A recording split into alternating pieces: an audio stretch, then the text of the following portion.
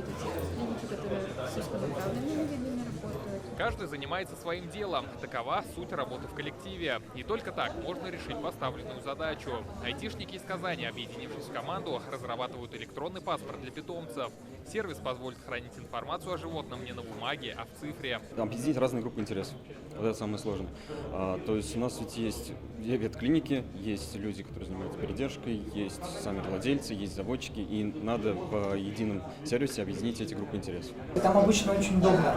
Айдишник и значение. В соседней аудитории ребята из Челябинска работают над улучшением жизни людей с ограниченными возможностями здоровья, создают инклюзивную городскую карту. Ни Яндекс.Картов, ни Дубльгиса нет такого сервиса, чтобы посмотреть, как я, человек, допустим, с ОВЗ, могу куда-то доехать, как это далеко, тяжело, мне не тяжело будет добраться, нужна ли будет какая-то помощь.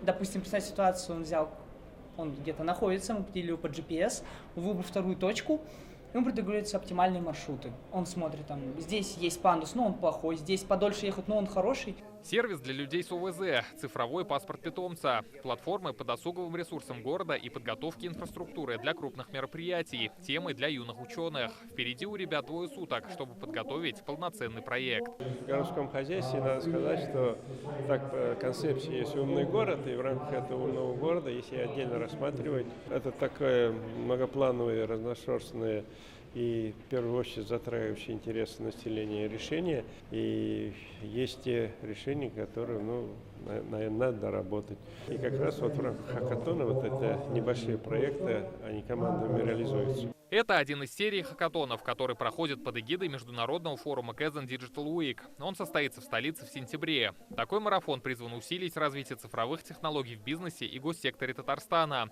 а сами участники на радаре у будущих работодателей. Сюда приходят люди для того, чтобы заявить о себе. И важно, и мы это видим, что это является той стратегией, которую Раис Республики Татарстан Рустам Нурлевич определил. Развитие человеческого капитала, чтобы город Казань, сама Республика Татарстан были привлекательными для всех категорий граждан. И серия таких хакатонов дает нам возможность получить, свежие идеи. Хакатон продлится 2 дня. Чей творческий подход окажется лучшим, получит главный приз – 300 000 рублей. Рамиль Галиуллин, Адель Мендубаев, ТНВ, Казань.